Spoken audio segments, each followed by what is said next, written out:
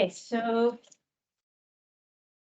I'm going to be talking today about mechanical modeling of cortical folding and brain growth. And I'm going to do a bit of a review of a few papers that I found, and also in general. So I have two papers that in itself are reviews of models in general. So I'm going to talk a bit about those, and then I'm going to go specifically to a few models. So as you know, cortical folding is a critical process in brain development. So,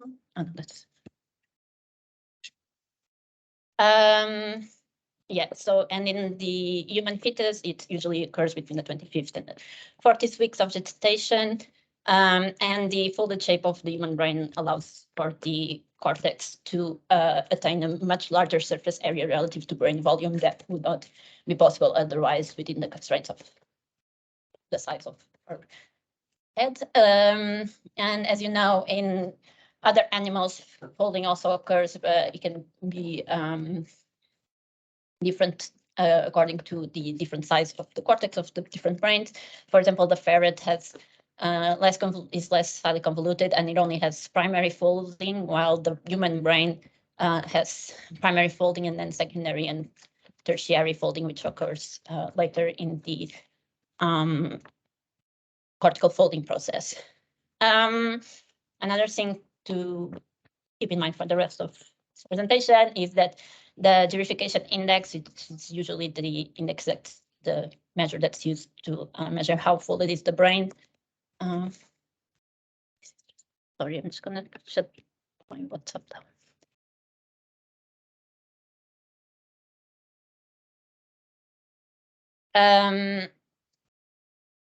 Yes, which is the length of the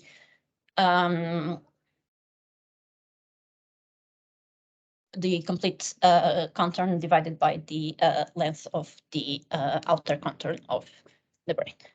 Now, one of the most intriguing and answered questions of the 21st century is what drives the formations of folds. So we know that folding exists because it is necessary to have this higher area, etc. But the actual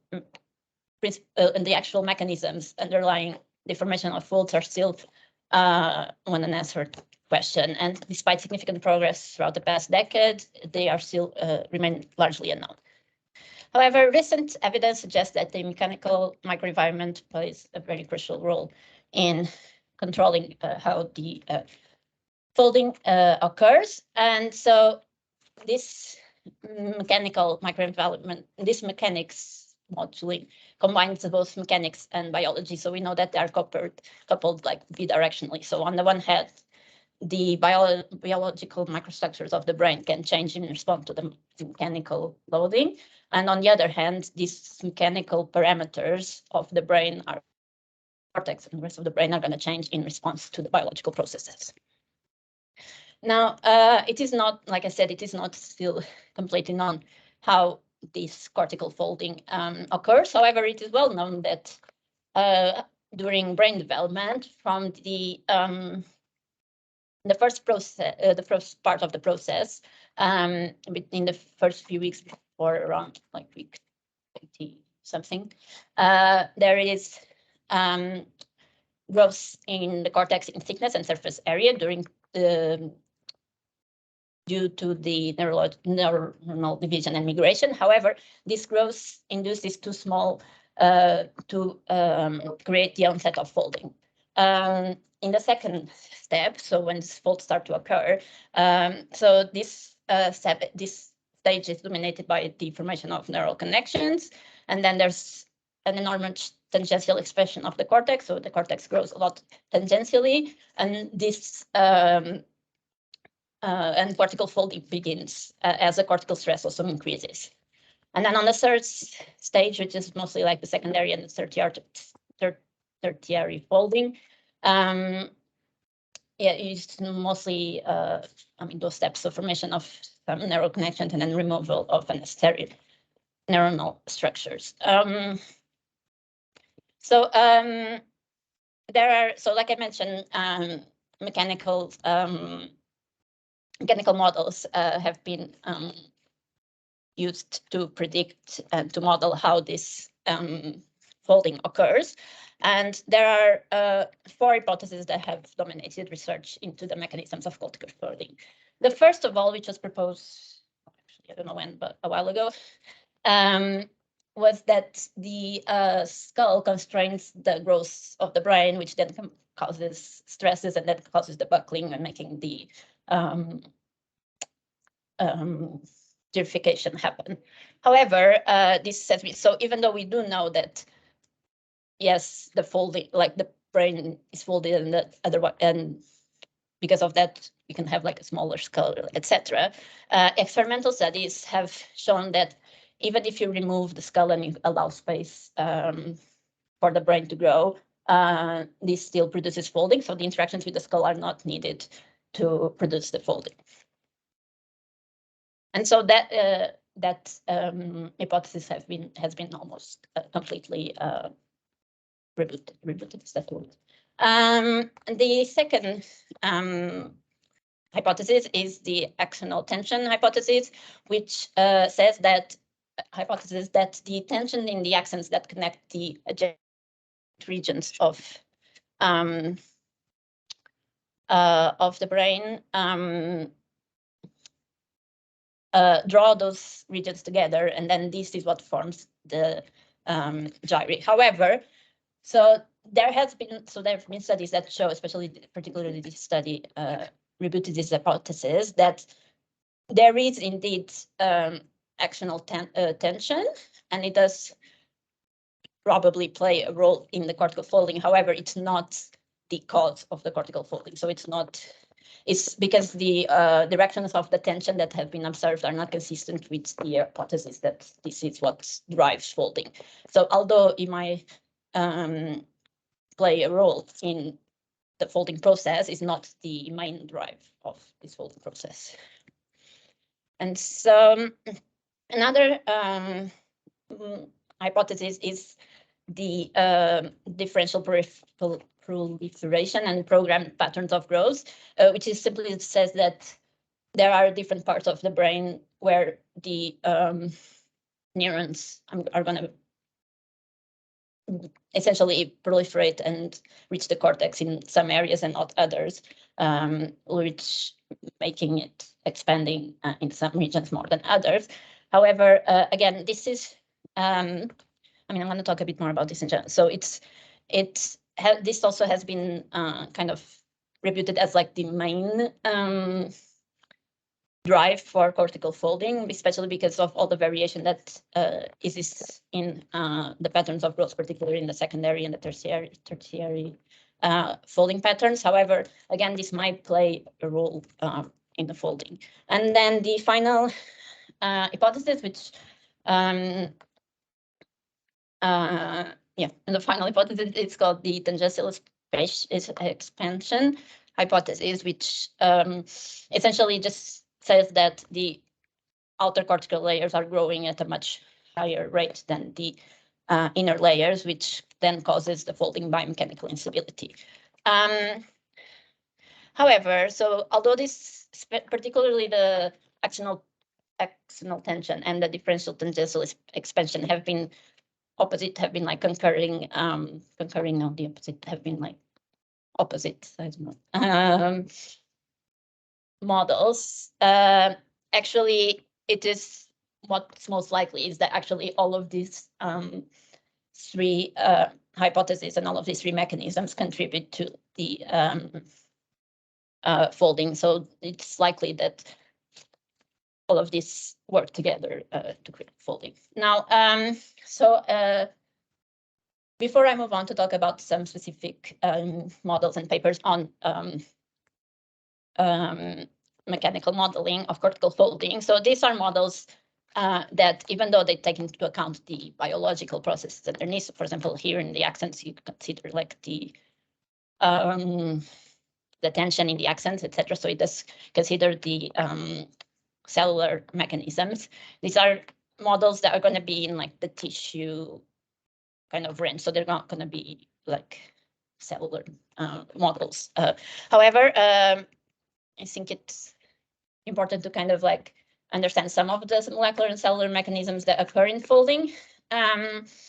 So several neurobiological factors stand out in the mechanism of folding. First of all, during the folding and during the stage of brain growth that corresponds then to the folding, the basal radial glial cells, which are these ones, the light blue also is not very, but these ones that are not connected all the way here, are more produced in developing brains of these animals that have gyrus, including humans, and they amplify neurogenesis during this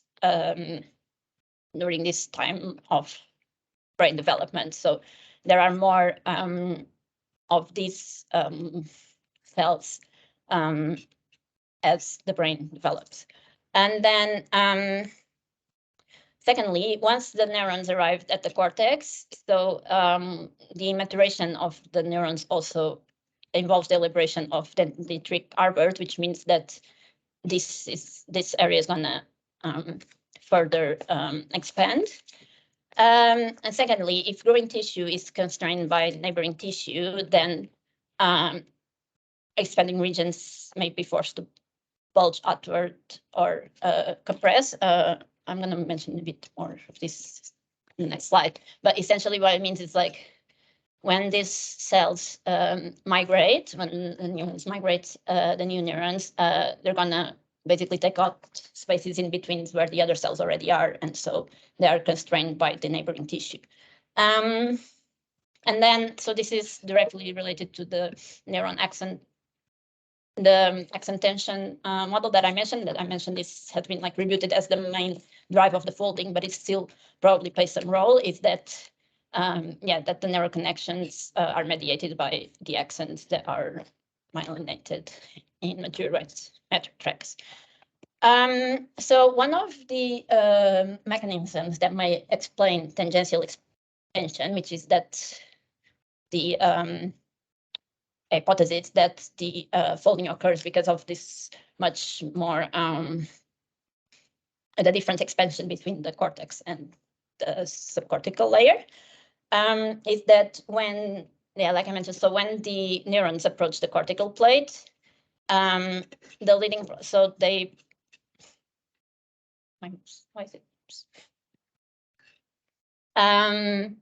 So like when the migrants neurons approach the cortical plate, the cell body is pulled towards the cortical plate, and in the process, these are going to put the other cells that already existed aside. So they're going to take over space that occurred, between these cells, and then assuming.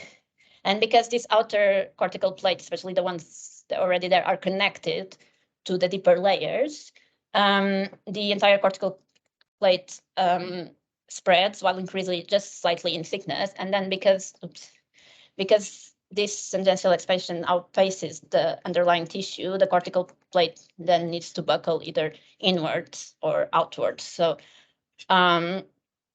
basically, because this expansion outpaces, the cortical plate buckle either inward or outward, just depending on the balance of the elasticity of the tissues, the tissue-induced growth, and external restraining forces, for example, from the brain encasing meninges. And so this is one of the models that may explain that the tangential expansion model, which is a mechanical model. Another thing that most likely plays a role in the folding is the genetic regulation of the mechanical tissue properties. So this is more related to, again, to the differential proliferation hypothesis. And it has been shown that so cortical folds in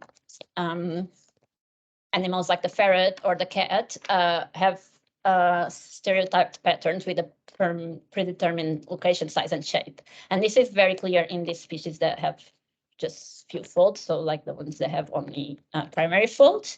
And it has been shown that the locations, for example, in ferrets, the locations where the primary folds are going to form have more they have more expression of a certain gene that, I mean, I haven't really looked exactly what the gene was, but which leads to increased neurogenesis and amplification of the basal radial glial cells compared to these regions where the gene is less expressed. So essentially, the genes are expressed in the intercalated way, while in the mouse, the gene expression is the same around the entire folds, which is why the entire cortex, which is why then there's no folds. Now, in the case of humans, these patterns are much more complex and variable, but the primary fissures, which developed earliest, are still highly conserved between individuals, which might be explained by this kind of predefined genetic regulations at the beginning of of the folding. So in the end, most likely all of these things play a role together. So both gene expression and cellular mechanisms and mechanical forces all probably play a role together in the cortical folding. So now I'm going to mention a few papers that use mechanical models to predict brain fold, which some of them are a bit related to cellular mechanisms, some of them are kind of like even a bit more abstractly like to the tissue level than the cellular. I don't really think any of them like actually consider like gene expression, but again, this might be related. So before I go into this papers, just some key concepts in the mechanics of tissues. So if we have a stress-free initial configuration, in this case, a tetrahedron, just because in the finite elements models, usually you divide the things in tetrahedrons, but if you just consider like a point in the tissue or like a cube in the tissue, you can define the initial configuration by just this, like the coordinate. I mean, these are like the vectors describing like the coordinates. And then in deformation, then the deformed configuration is defined by the initial configuration multiplied by this deformation gradient. So it's just the new coordinates are given by the old coordinates and then the applied deformation gradient. Now, in mechanics of tissues, most often this total deformation gradient is divided into elastic deformation and growth. And so this deformed configuration is going to be dependent on both. Sorry, this is supposed to be the initial A with a little hat. Yeah, which in this case correct. And then, so most often these tissues are modeled as elastic, hyperelastic tissues. And so this growth is what it's going to be given as the initial. So the growth is going to be, I mean, it doesn't have to be a constant, but the growth is going to be defined like by the model. And then we can estimate the elastic deformation based on the growth and at each time step. And then often then this elastic deformation is what drives the equilibrium equations. And in the case of, for example, if we consider, which is often considered the tissues as Neo-Hookean materials, then the strain energy is going to be dependent of this. Sorry, these E's are supposed to be there, so they had a different notation. But so this strain energy is going to be dependent on this elastic deformations and then the properties of a tissue, such as the bulk modulus and the shear modulus. And then this J is also directly related to E. And so this strain energy then is going to be what drives then the mechanical equilibrium. So at the equilibrium, the strain energy is going to be 0, and you're going to have then calculate like the other does. And you can also redefine this and calculate the Cauchy stress, which is the force per unit area in the deformed configuration, which again depends on the elastic properties, deformation fields. Now, so the first paper I'm going to mention is this paper by Tellinen. I think I already even mentioned this was when I was presenting a while ago. So this model of brain growth and cortical folding is based on the differential tangential expansion hypothesis, in particular this paper from 1975. And some things are obviously updated, but it's that hypothesis. And again, the differential tangential expansion hypothesis is the one where the cortical plate has a different tangential expansion than the subplate and the white matter zone. So in this case, they do numerical models of the brain using finite element models, and they also do physical models of the brain by using this gel brain, 3D printed gel brains that then they. Oh, actually, I'm not really sure how this part works. I didn't really. Not 100% sure how it grows, but I think they put it in some solution and then like it gets the solution. I can check a bit after. But yeah, basically they also do these like physical like models with this gel-like structures. Gel over it, which then when you put it some liquid, expand. Yeah, and then they put the different characteristics of the tissue to correspond to like the stiffness and etc. like to correspond to the. I'm not really sure how they make. Anyway, I don't. Yeah. But again, this is also, by the way, this is again another like proof that the skull restraining hypothesis is not real, because these brains grow fold without the structures. Yeah, and they use a 3D MRI of the brain of the smooth fetal brain at gestational week 22 as the starting point. And so in terms of, yeah, like I said, like I'm not really sure too much about the physical model, but in terms of the computational model, what they consider is, first of all, they consider that the overall brain volume growth is just a simple scaling that's dependent on time. So based on actual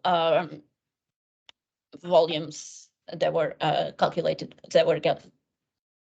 from actual MRI images, I think.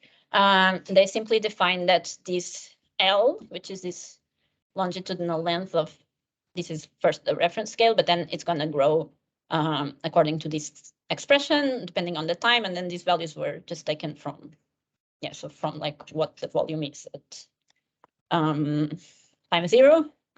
The thickness of the cortical layer is also going to just be linearly dependent on the time.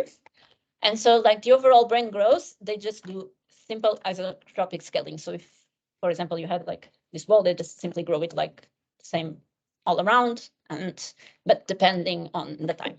And then like the actual like mechanical model is just on the tangential expansion. So what they do is that the cortical plate, I think I have, yeah. So they distinguish between the cortical layer and the white matter zone, and simply apply this indicator function to smooth from the cortical layer to the white matter. So what happens is that in the cortical plate, you're going to have a lot of tangential expansion, and in the white matter zone, you're not going to have any tangential expansion. And so, yeah, so when the cortical layer is 1, when it's 1, yeah, this is like, yeah, and then when it's, and it also depends on the thickness, cortical thickness. So it depends on the, yeah, because the higher the cortical thickness, then, the higher it's going to be considered the cortical plate, basically. However, so it varies with y, but it also varies with time. So this g of y is going to vary depending on the time. So at the beginning, the growth is lower, I think, and then it grows with time. If that makes sense. But yeah, basically, this expansion is going to be different with the time and with the y. And then they simply create a growth tensor, which is given by the g. And sorry, how do they decide the time? Because you could use theoretically, but this is what Cara was saying, isn't it? You could use the the information you get from like ASM models. Yeah, I think in this case they did just take, like they defined this based on like real measures, I think. Purification indices, I think. I don't know, I don't have that paper print. I'm not really sure. I mean, I know that for these ones, they definitely just took like what is the value at, you know, and they just. I guess you'll have models of how things are changing over time through its demonstration. Yeah. Yeah, and then so the ground tensor, so this tangential expansion actually has one part of it, it's not just tangential, so part of it is isotropic, and then the other part is just tangential. So this is just, this part is just gonna be perpendicular to the normal, meaning that it's in this direction. And so, yeah, in this case, they do assume the brain to be a neo-Hookean in paraelastic material, which is what I already mentioned, and then they have different shear modulus and bulk modulus, and they yeah, and then they just use a finite element models. However, they have like more things. So they do like this version handling materials, I don't know, this nodal pressure formulation, and they also model contacts at the brain surface, basically to not allow the folds to like touch each, to, you know, pass the other part. Although I'm not really sure exactly how that is implemented because I don't know that much about finite element models. Yeah, but basically they just minimize the energy of the system. So this is what's being minimized. And growth is expanding by, so each element, so they divide, so they do a finite element analysis, so they divide the cortex and the rest into small little elements, and then they expand the size of the elements, but retain the mesh topology. And so, yeah, so again, this elastic deformation is again calculated at each time step based on the growth, induced growth, the original configuration, and the final configuration. So yeah, so essentially what it means is that so for example, so this, sorry, just to say that this equation doesn't use the overall growth. So the overall growth in terms of volume size is just done separate from this. So it's just done that, it just says that it grows isotropically, it just scales isotropically, and it doesn't contribute to this mechanical equations. So then this, yeah, the energy is going to be minimized according to this tangential expansion, which, like I mentioned, so this is tangential expansion, but also the G, like, they don't grow like just on this direction, right? They're going to grow more on this direction. And then, yeah, so they considered a relatively uniform cortical growth in the model in space. However, because it's the initial configuration that they have, so they don't start from spheres, they start from already from the initial configuration, which is the 22-week brain. Because the curvature of the surface is not uniform, they're going to have non-uniform stress fields, which then leads to creating the folds on places where they are expected. So the stresses are reduced where the, yeah, in highly curved convex region. So this means that in this region, it's not going to create more. Wait, sorry, yes. So the first cell is going to appear at weakly curved or concave. Yeah, so if it's already a highly convex region, it has less stress, so the compressive, so the folds are not going to create in that place. So they're going to create where they are more weakly curved or concave. Although I'm still a bit confused about how they get to the like tertiary, like how, yeah, I mean, I don't know. Still a bit confused about how they I mean, they don't match exactly right, but they are quite, yeah. Okay, I think that's what are you comparing there? So this is simulation and MRI. Oh, I mean, there's not very, simulation's a bit weak. yeah. But like maybe. You're saying that how do they decide how to reduce the stresses of the curved regions? I don't think they decide. It's just because they are like when they are running like the models. Are you just saying that the actual that because they start with a certain shape, it's in some senses constrains where the stress, yes, from what I understood. Green and whatever lines. Is that again comparing the predicted from the true? These greens. The green and the red. I don't know if they're the first. Wait, because this is first, second. These things. Is this like the real lines and the ones they predict? Because if they predict that, I saw it was the first folding and tertiary. No, this is just here, I guess. No. I don't know. I need to check the paper. They're predicting like that red line. That's a bit red. I mean, I think that overall, when you look at their models, they don't look massively realistic, but they look. It looks like it's like a convincing argument for like the biomechanical. Yeah, I think the simulation is the blue. The red is the experiments, like the gel experiments. It's like that's weird. And Yeah, so that's it, I guess. Yeah, so different times. So what? So the blue is which one's the real one? Blue one. The green. The green. Right.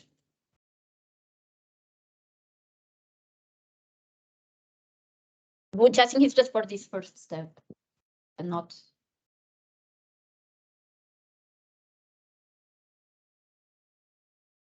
I mean, the blue and the green look alright. The red one's weird.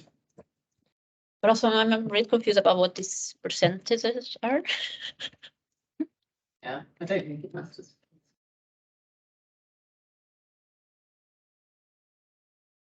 Oh, the percentage of focal depth perpendicular to the stress vectors is indicated in each case.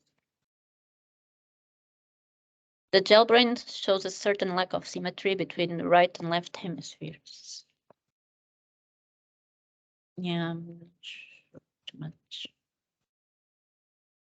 Oh, I think Logan put something. Well, I guess so to accept.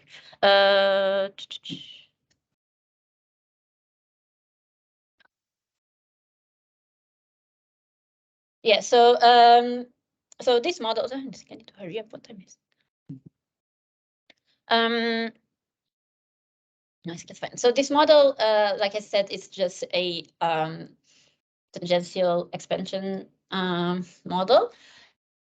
And so basically, like, yeah, so like the different tangential expansions are just given by this basically equation.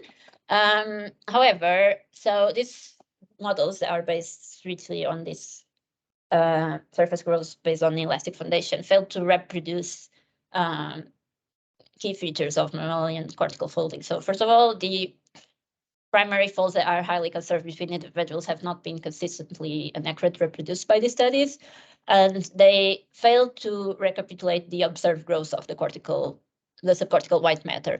Also, so basically this kind of models also has been basically like criticized for the fact that this tangential expansion, so they just this kind of like curve and this kind of like observe, it's a consequence rather than like, so it's not like the actual cause. So they just model like, oh, it's different, but they don't explain why it's different. And so other models have tried to combine this tangential differential tangential growth with axon stress. So this component is not supposed to be separated.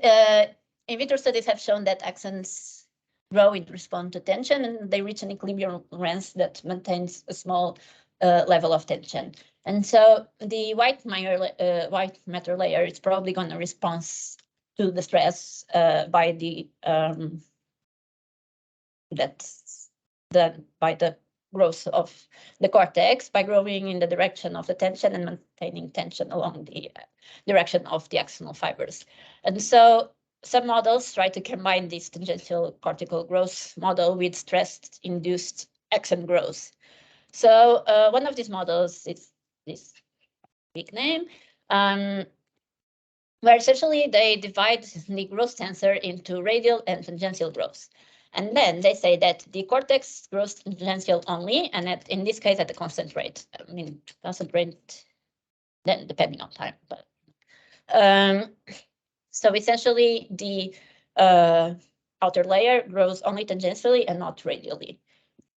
And then in deeper layers, the growth of the deeper layer, which essentially is going to be corresponding to the white matter, only occurs in response to the stress. So basically the growth,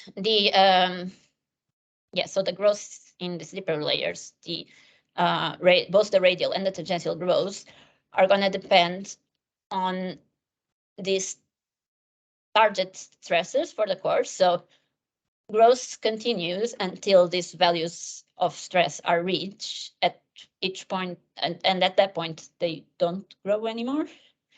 So essentially this grows, instead of being just constant like in the other case, or like almost nothing, it's going to depend on the stresses. So basically, so in this case they assume that this A is the same, but basically what they do is that like they separate the growth and then they calculate separate stresses for like the radial and the tangential growth.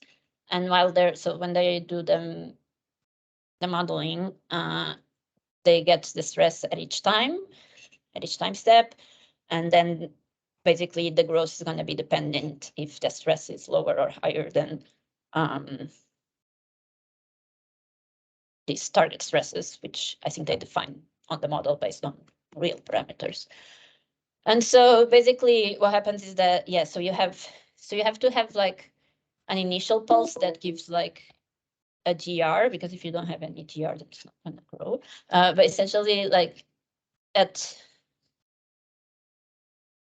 so at the beginning, so the tangential growth is going to be bigger than 0. And in this subcortical behavior, you're just going to start with 0 in the tangential growth, and you're going to give it like, they need to give it like a specific initial like growth. But then the model basically basically deforms like this. And so the first folds occur like around here, where the initial pulse was taken, and then other folds start to appear around here and here. And then if you continue, then they will keep going. So basically the perturbation, so the growth in the cortex induces growth in the rest of the tissue, essentially.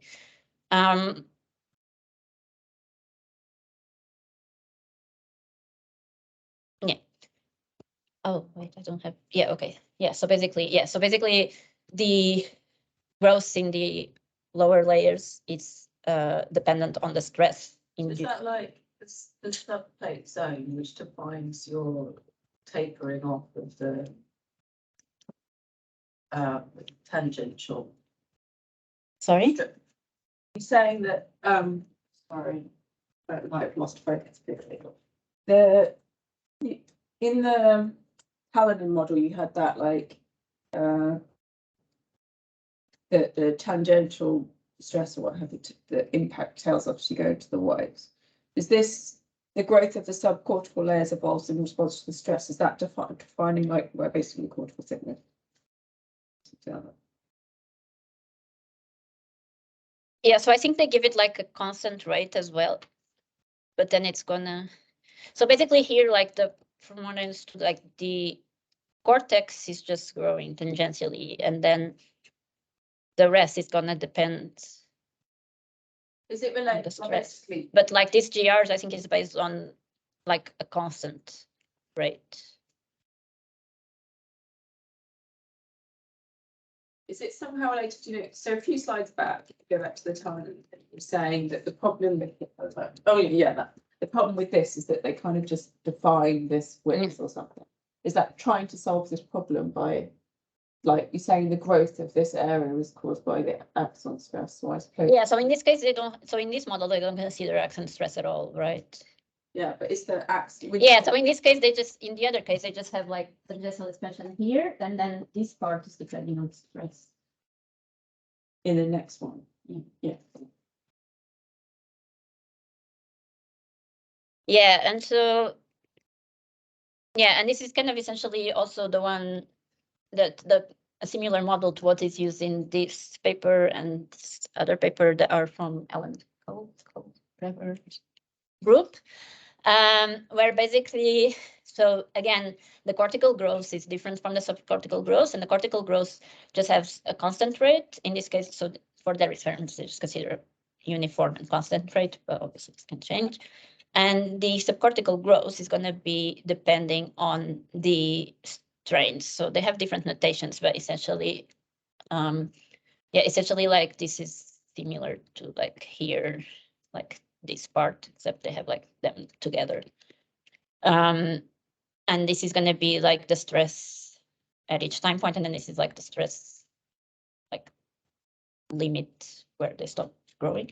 But also at the same time, they also basically they relate this then to the volume growth. So this this growth is going to be related to the volume growth, which you can define as just, you know, as a difference in volumes, and which then they also relate to like the axon elongation ratio. So essentially these growth values are going to be related to the axon elongation radius. And so, yeah, again, they consider that both are isotropic and elastic. And in this case, they also use a Neo-Hickean material but equation, but they do things a bit differently from the other ones. But again, they calculate everything in terms of the elastic tensor. So in the same way that you separate the total deformation into elastic and growth. And in this, yeah, based on these constants. And then they calculate the Pioli stress, and they use this for the equation of mechanical equilibrium. But I think in the end, it's just a different way of like writing things. But in the end, the mechanical equilibrium is going to be again given by when this is 0. So, and the divergence of the P is going to be related to. Yeah, it's kind of similar to the other one, I think. Yeah, but like I said, so in this case, like the growth, the yeah, in the cortex, they're considered only morphogenetic growth, which means that it's just growing isotropically according to some constants.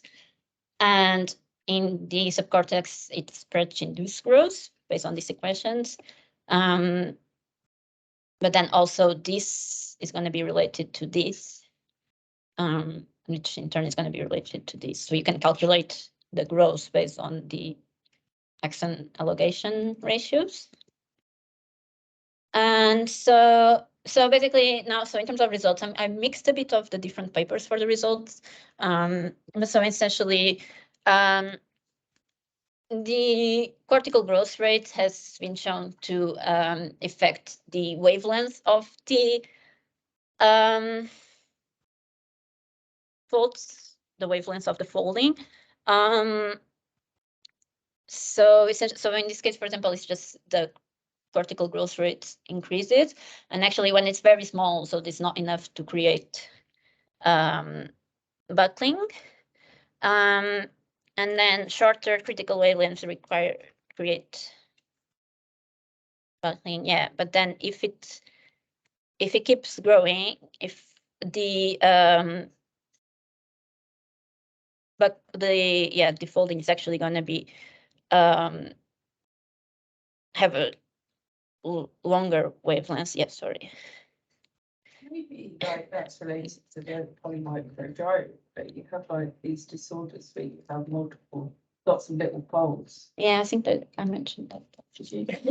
No, I will mention it after because yeah, this paper is no worries. I think it's nice to do list of things to ask the cell biologist. Yeah, so for example, if you have the same cortical thickness and then you increase the growth ratio, so if it's too high, actually you're not gonna get folding because then it's too high and it's not like basically it's gonna stop, like it's gonna reach the equilibrium before like actually like growing, creating folds. If you have, for example, like a very small. But then, for example, in this case, you can see that if you have a bigger growth ratio, instead of creating small, more uniform foldings, you're gonna create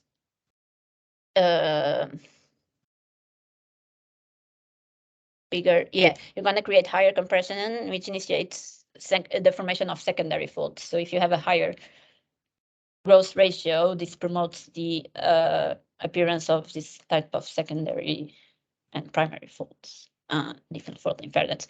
And also if you have, for example, if you have a very high cortical thickness and you have a very low growth ratio, essentially this is not enough to create any type of folding, which is kind of the same thing here. And then another thing that's been shown, like from multiple studies, including this one and the other one, is that the folding wavelength is directly proportional to the cortical thickness. Not directly, sorry, it's proportional.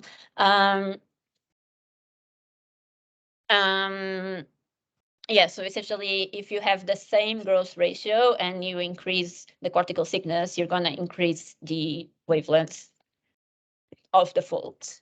And this has been, so in this paper that I was showing by Alan Cole's group, besides doing this finite element model analysis, they also do analytical model in which they consider a growing layer of,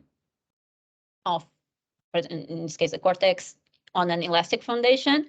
And from this analytical model, you can calculate the formula for the folding wavelength as a function of the growth rate and the cortical thickness. And then they show that the numerical simulations are kind of, I mean, obviously not exactly equal to the analytical, but they both, yeah, so then they both like, they're similar and they both follow like the real patterns. What's an analytical versus an numerical? So the analytical is just like,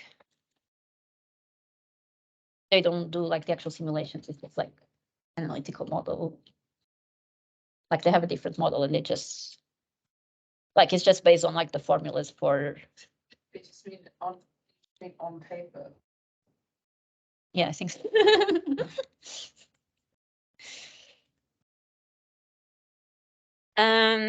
Yeah, then another, so this is again from Kallinen's model, which is the previous one, but then again, I kind of mixed like the results. The other result that they show and that these models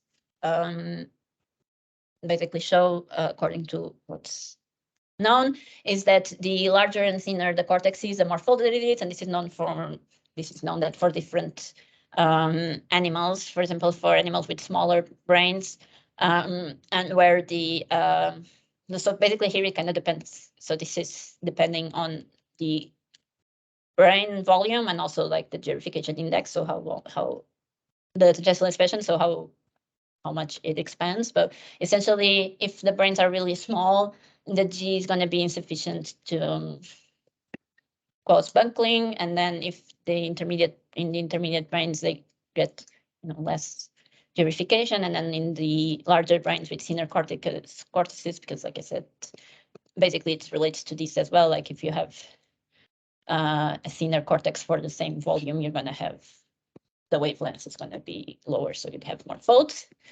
And then another thing that they show is the effects of the initial shape perturbations. So this is for these. Yeah, so this is for like one of the cases where they do like, basically they consider the tangential expansion together with the stress induced. And basically they show that the initial, like how they define the initial perturbation, because you always have to basically define like initial perturbation. So in this case, you're kind of considering like there's just like one pulse. Yeah, and so essentially like the different shapes of these different initial perturbations are going to create different folding patterns, which is also can be related to like what I was talking about before about like being like kind of like the predetermined like kind of differential proliferation that can impact like how it then unfolds. So for example, if you have like just like spatially like this, you want to go like this, and if you have like this, you're gonna have like nice like more like nicely distributed folds, etc. But yeah, so these models, they just really do like ellipses and like squares, not squares, like things. So they don't really do like the full volume or anything, this model. And then, yeah, so another paper that I found quite interesting, but I didn't have time to like fully like read it and understand it, but essentially in this case, so they hypothesized that so instead of, in these cases, you give for the cortical expansion, you give it like a uniform value. So it's not uniform over time, but it's just uniform like all around. So obviously it's gonna then like, depending on how it folds, like it's gonna change based on the, like the whole thing is gonna change based on the configuration, but the actual growth that you apply in the model, it's constant. And so in this case, in this paper, they hypothesized that the neurons are going to be sensitive to the mechanical forces that are induced by the folding. So essentially, instead of just having like a homogeneous growth, and also instead of just saying that like considering like there's a pre-patterning on the growth, which then makes the different homogeneous growth, that there is a differential growth that can be like similar to these ones, that triggers the initial cortical folding. But then after that, the growth of the the growth in general. So both for the oh no, in this case they only consider growth in the cortex, so they don't consider the white matter at all. They just I mean it's kind of like preliminary right results. But essentially the cortex is going to grow based on this initial like constant value, but then it's also going to depend on the curvature. So at each point, so after like the initial, for example, if you already have a brain that's already folded, what they do is that they use the folding, the curvature, and basically create this. So this function, which is like quite simple, but basically the cortical growth rate is going to be a function of the curvature. So if you consider just uniform growth, it's like the same as before, like you're going to have this kind of, but if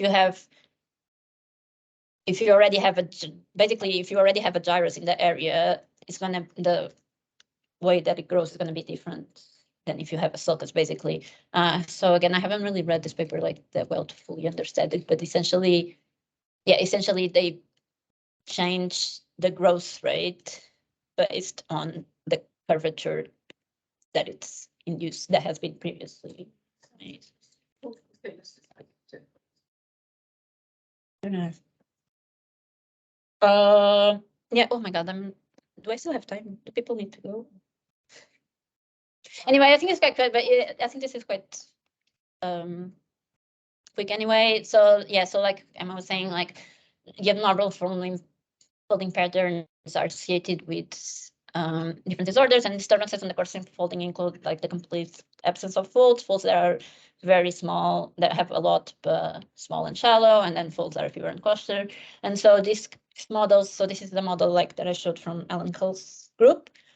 Basically, they show, for example, simulation of mesencephaly, whatever, yeah, where essentially the cortical, they show there's an increase in cortical thickness, which basically makes that then the number of gyrus decreases, and so they can basically, with the same model, they can basically predict that if the cortical thickness is higher, then the cortical folding is going to be lower.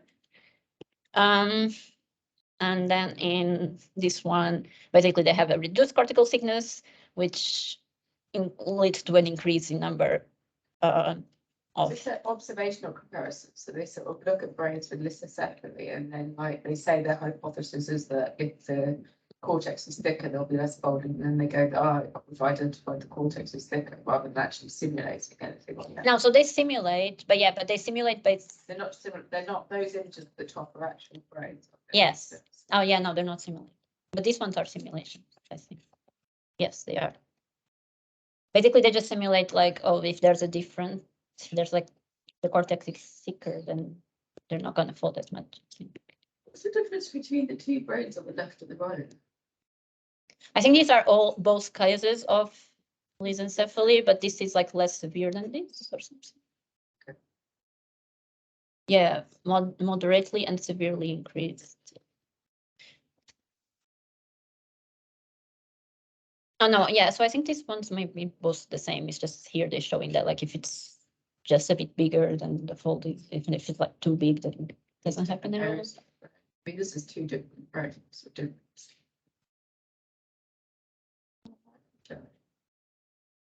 Yeah, so basically, they simulate this case for reduced cortical thickness and reduced subcortical growth rates, and then they show that happens. And in the case of schizophrenia, they show that like in this part of the brain, there's reduced cortical thickness and increasing number of gyri, and then they also basically repeat this.